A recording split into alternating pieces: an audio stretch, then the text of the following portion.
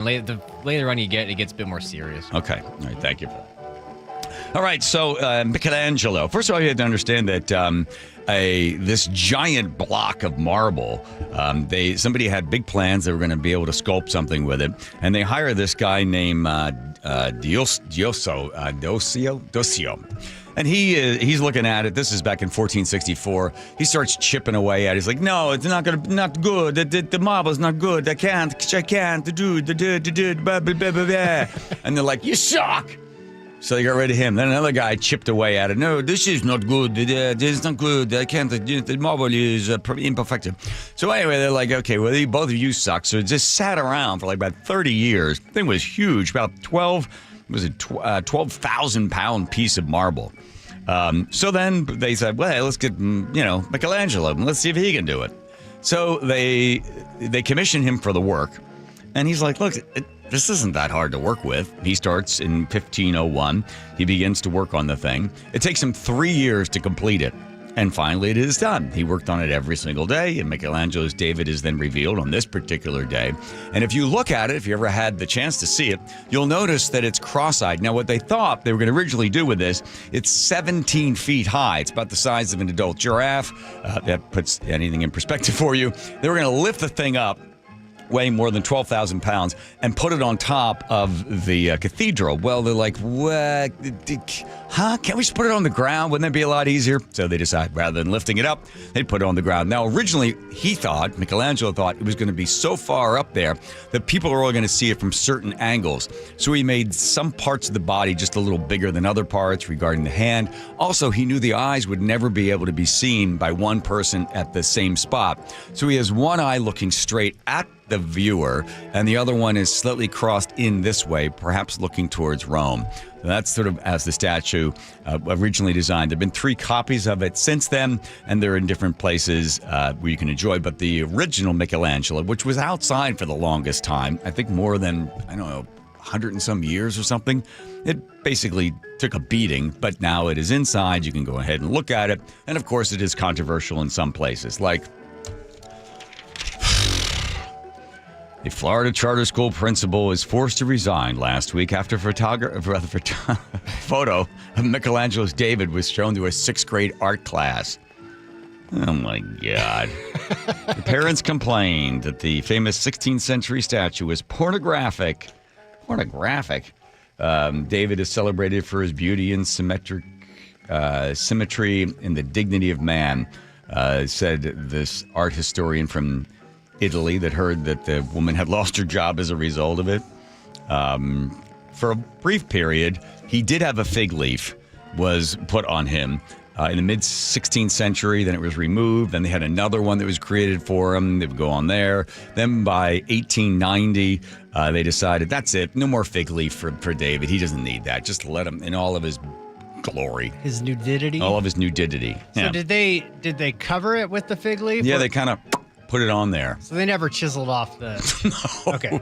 No, the fig leaf just goes right on top. You don't. If you knock the thing off, you wouldn't need the fig leaf. You're just like, oh, look at that. He's fluid. Okay. That is David, by the way. The other part of it that makes interesting, David and Goliath. In the Bible, as the stories would be told, that David was always seen as like a little kid who comes up against David or comes up against Goliath, and he's got just a sling in the rock. But Michelangelo's like, no, this guy is like a strong, guy, probably, I don't know how, in his teens or early 20s, and did him as like the perfect strength of integrity and wonder and human possibility. And that's why this sculpture is held in such esteem. Have you ever seen it in person? I have not. I've been to Florence, but I didn't get the chance to see David. I know. Really? You go all the way over there? I know. And then since there's 3 of them, I think there's other copies as well. And so like, oh, what's this one? Oh, there's a copy of them. And there's the other copy of them. One of them is out of bronze. I think you got to go in there and see the original. The original's in Florence, right? Yeah, and that's inside a building. I forget the something in the arte, blah, blah, blah, blah, blah. And there it is. You can go look at it. Those Italians trying to pronounce every letter. Yeah. My sister traveled to Florence and looked at the art and then realized she didn't appreciate any of it. So she came back, went to college, she just sort of sat in on an art class. And then she went back so that she could then, now that she better understood the art and the artist, then she traveled through Italy again with a more of an understanding of what the art was, what they were trying to do, what the meaning was. It put it more in perspective for her, which is true because most people just walk through, oh, look at that. I've seen that before. But if you know who the artist is, you know why the artist is painting and what they're painting with. And then you know that so many of them were commissioned by the church. Yeah. So then they would intentionally put their friends in there. Yes. And Michelangelo did that too, right? He did some of that in the Sistine Chapel. He has some of his buddies in there. Yeah, he's got some little hidden I love that sort of thing. Easter eggs. Yeah, little Easter eggs. All right. Should we go over to Nate at some point? Or you guys want to review one more Star Trek episode? No? Nah. Oh, come on, Andrew. Andrew. We had him in here. Remember we had George Takei in here? I remember that, yes. And George Takei and I reenacted that famous moment in Edinburgh, Scotland, when he told me I should become a weatherman, and he didn't remember one word. I remember that. He had idea. nothing. And then I said, I have written down right here, George, the exact thing that you said to me that night. I have no recollection of this. I do remember I got the salmon and Chardonnay. I remember that, but I don't remember a single word of this. I'm sorry to break your heart. And then we had him recreate it. But he remembered It's on you. YouTube. Oh yeah. Okay. Because we were in Edinburgh together doing a play. But he's like, I don't remember this evening. I do remember that you didn't want to buy. You didn't have any money, so I paid for dinner. I said, but you do not remember What telling did he say? me? I've never heard this. Well, it's on YouTube. We recreate. Remember that, Andrew? We had him read it. I have the video right here of it. It's 7 minutes long. Yeah. But maybe I can play a little bit of it. Yeah, see if he says, I don't remember a single word of this. You and I met up, and we would run in the morning because you're training for the LA Marathon. And I remember running up this hill. I'm like, George, I am such at a difficult point in my life. I don't know what to do. I'm 28 years old. I'm supposed to join this other group, and I don't know what to do. I don't want to go back to Philadelphia. And you said, let's have dinner. Let's have dinner tonight. After the show, let's have dinner. I know a really nice restaurant. So we went to this really nice restaurant in Scotland, there in Edinburgh. Do you remember what was that restaurant? I don't remember, but I remember, in fact, George, I have the entire thing that you said to me and I said to you. There it is on a script. You're about to do a playhouse, George, where you are playing yourself. Because, George, you don't realize this. 35 years ago. These words spoken to me changed my life. And they're your words, George. This is you and I in the restaurant. He's looking at the sheet. You ready? All right, here we go. We can't play it all right now. George, thanks. But I can tell you this. He finishes, he goes, I don't remember a single word of that. Okay, that is too much of a cliffhanger. Can we hear what he said to you next? Yeah, well, at some point. But I got to go to Nate in traffic. Nathan! All right, Seattle Sports has our update. Tacoma, we cleared that stall South 5 just past 7:05, but it left you with a solid backup starting at Highway 18. Federal to Tacoma is 20 minutes. Renton to Puyallup on the Valley Freeway, 45 minutes. Heavy from Highway 18 into Sumner.